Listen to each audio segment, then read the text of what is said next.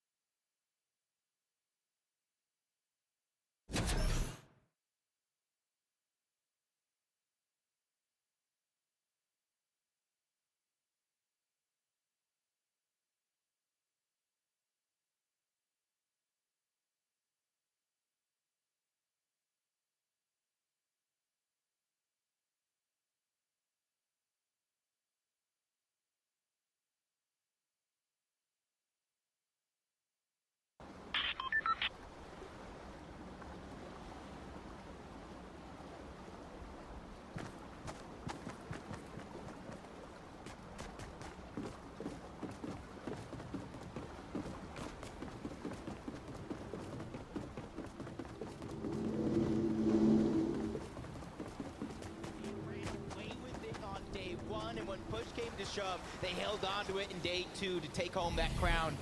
But you can kind of see the Brazilian duo slowing things down just a little bit. They thought it was going to be an easy third party on Mr. Savage and Baka and on one, but it wasn't as easy as we thought. Definitely, and of course, plenty of highlights as well. Let's get caught up with how this unplayed and unfolded. So Onwon just gets snuck up on there. You saw all the chrome builds. He says, no, I'm not going through that. We're going to go and take the easy path here.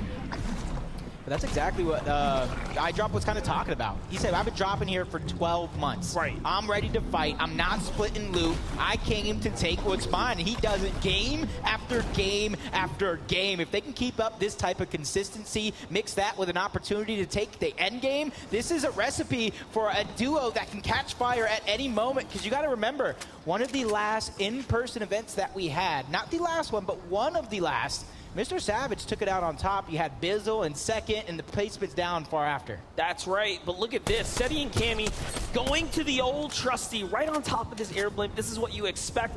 This is a huge double-edged sword here where you expose yourself, but you just open up the entire terrain before you. As we jump on over to Kitos and PH Zin here, looking absolutely phenomenal. They have more eliminations against players inside the top 10 than any other duo, just showing us exactly what they are capable and made of. This is literally the story of them on their region as well. They consistently take out teams at the top, and that is perfect preparation for a lobby like this, because you got to think the Brazil region, they're fighters. They love to fight, and right now they're playing against the best, and it's working out. Let's talk a little bit about this zone for a second here. For the first time now, we see a little northern pull off to the east, so we get another kind of shake-up. So the last time we went to Shiny, it didn't quite work out for Vino and Queasy, but what we did see was that they were so just suited for a big game. And now that we know that, it should be the same story. But let's get on over to Lustrous Lagoon here. It's crazy to me how Runa and Peppo have demanded so much respect from this entire regional competition that no one has decided to contest them here at the Lagoon. We've known in seasons past, this is a hot spot. Yeah, and I love how they're playing. They know exactly what happens to any team in Lustrous Lagoon if they have it uncontested. You take too long to loot, these other team on the outskirts will begin to climb up onto that mountain and put the shots down. They met Chimp and Scram there. They don't want to let anything go easy in a lobby like this, but Chimp. You can kind of see him crouching down, biding his time, trying to minimize the audio that he does give out, reuniting with Scram, trying to get that elevation in, but no opportunity is going to be given up by Runa and Peppo. Love the focus that we're seeing from Chimp right now as he is starting to line up Runa and Peppo here. Not afraid of taking a fight, but also playing extremely smart. He does have the slight disadvantage, but Runa swings the thing around there. He says, hold up. Might just go up for high ground. Meanwhile, Queasy looking for tags here in the distance. So there's all types of battles starting to shape up and potentially heat out right now. And remember, this is all in loom of potential Storm Surge, right? Scram, Chimp, still in that high ground fight. The thing is, they're in zone. Every team that landed south is going to come here on this side. This is going to be the most congested side of the map, Monster. They have to be careful. They got to start looking to end this fight quick, whether it's taking the actual fight or just trying to disengage. Zagu doesn't stop, though. He finds Falconer in the feed there while this fight is raging on here. Chimp still looking around, just saying, hey, Scram, I trust you. Do your thing. Take that toe-to-toe. Keep them busy. Meanwhile, Chimp's like, I'll look for tags in the distance, make sure no one sneaks up. The confidence to trust in Scram to play by himself here. Yeah, Zagu, team from Asia. You see Hellfire and Falconer in the distance. The shot's just coming in. Gosh. You can see how he went down. He had no choice but to go forward. Storm was going to eat him alive. And I think that's still Queasy and Vino on top of the blimp, lending that helping hand inadvertently. And then they just W key straight across as well. They're like, you're not going to get that save whether you want to or not. We're here to fight, and we're going to make sure we solidify the elim. That will effectively allow them to take first place, breaking the tie. Now, Vino and Queasy, of course, are just behind them, and this is going to become a matter of who can survive the longest and play the best, of course. So this is still a moment, and ooh, big decision to make. Chrome Splash, the launch pad. It looks like they drop him. What are you choosing? I like the Chrome Splashes personally. I'm trusting in their gut. It doesn't matter what I want. They got the launch pad. I want the launch pad too. Go ahead. Actually does give you options. Short pad. You can do the high pad. You can go ahead and try to take high ground if you're able to hold on it towards the end game. And this is going to be the first instance of Storm Surge in game number 4 that we're going to see. All day long, we've seen teams not necessarily manage it the best, and that being the sole focus of why they get down. But game number 3, Victory Royale winners, Joe and Zandy, 58 below the damage threshold and continuously falling. Now, they did win a game, but that's not enough to stay in. You have to continue to perform. And maybe, just maybe, that long-awaited break has allowed other teams to figure it out. Hit that drawing board, and they're slowly slipping down. Now, 91 below here, but the longer they wait, the more likely enemies are to set up. So they have to get going. Off to the air vent they go. Can they get there in time? He misses it just slightly, but Joe fights back, and he doesn't miss. How quick was the setup there? Nicely done. That little bit of defense is something, sometimes all you need to go in and buy you some time. But they're still 46 below the damage threshold. They have a lot more room to cover as well, but luckily for them, they have the Chili Chug Splashes. They have the Mighty Monument. Oh, as no! Nico has an elimination onto Miriam. Can he be able to clean that one up and get the spoils after that falls all together? Moraine and Vico really trying to show up this game, and you talked about it during that break about how stacked that top of the leaderboard actually is. And it looks like they were waiting around just a little too long. They try to bait out the vault, and instead they get punished. And now, Zagu is by himself. The shield bubble is going to buy him some time, but it's only a matter of time. If he stays there, yes, they're just going to 2v1 him. He goes up for high ground, and he's trying to get on out of here. Vico and Moraine decide better. They say, all right, I'm okay with that. With Swag and Pablo here, let's just get to the new Storm. Let's get safe, and that's what they do first. But it is not looking good for our first place team now. Yeah, so many teams just barely on the threshold, either above or below, as Runa and Peppo trying to keep things going. They are 244 below the damage threshold, going up against Pete and Anas, who've also had their own struggles when it comes to Storm Surge. This could be a good fight for both of them. A huge shot coming out of Peppo. Pete and Anas, they have their backs up against the wall, trying to get out alive, but the backfire comes through. Vidil gets an elimination as well. Everybody in this fight is under siege. Up against the wall, takes them both down. And EU